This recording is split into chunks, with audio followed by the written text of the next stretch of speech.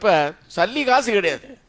என்ன ஒருத்தர் மீட்டிங் கூட்டு போயிருக்காரு, அவரை நம்பி தான் போயிருக்கிறேன் நான். அவர் என்ன வா தம்பி கூட்டு போறேன்னு அவங்க வீட்டுக்கு கூட்டு போயிட்டு அவங்க ஊருக்கு அங்கே தங்க வச்சிருந்து இந்த மீட்டிங் நடக்குது வா அவனை கூட்டு போறேன்னு கூட்டு போனார். அவரு கூட சேர்ந்துட்டு போனேன் நான். இறக்கி விட்டா வீட்டுக்கு வர முடியாது, பஸ் ஏறி ஒன்றும் கையில் காசு கிடையாது. அந்த மாதிரி நிலையில் இருக்கிறேன் பாருங்க.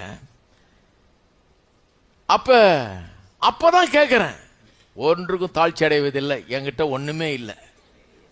இவர் சொல்றதுக்கும் எனக்கு நடக்கிறதுக்கும் டோட்டல் ஆப்போசிட்டா இருக்குது. இங்க இருந்து அப்ப அங்க எப்படி போறது? என்ன மாதிரி இருக்கிறவன் அவரை மாதிரி எப்படி ஆகுறது யோசிக்க ஆரம்பிச்சேன் நான், என்னடா இதுன்னு.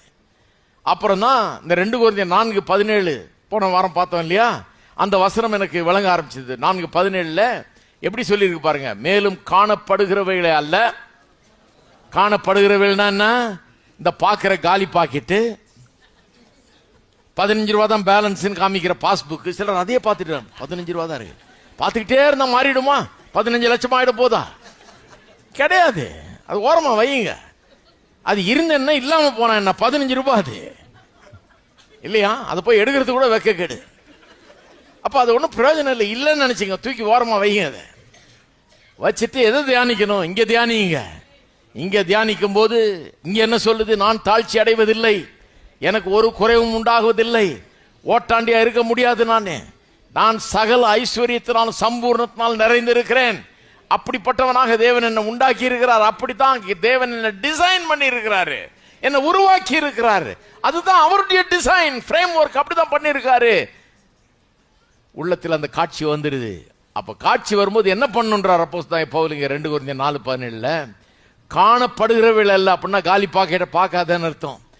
காணப்படுகிறவள் அல்ல, காணப்படாதவைகளை. காணப்படாதவைகள்னா என்ன?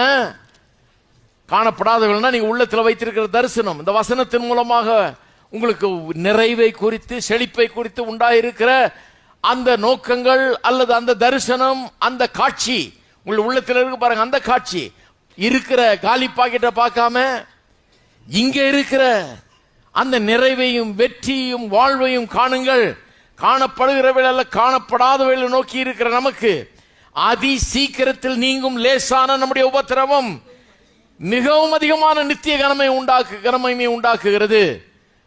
இருக்கிற காலி பாக்கெட்டை பார்க்காம இங்க இருக்கிற வசனத்தை பார்த்துட்டு இருந்தா, வசனம் வாக்கு பண்ணுகிறத பார்த்து கொண்டிருந்தா என்ன ஆகுமா தெரியுமா? இருக்கிற அந்த கஷ்டம் கூட லேசான கஷ்டம் மாதிரி தெரியும். ஒரு ரகசியம், இருக்கிற காசு இல்லைங்கிற அந்த கஷ்டம் கூட ரொம்ப லேசானதா தெரியும். பிரச்சனை கூட சீக்கிரத்தில் நீங்கிற பிரச்சனை ஆயிடும்.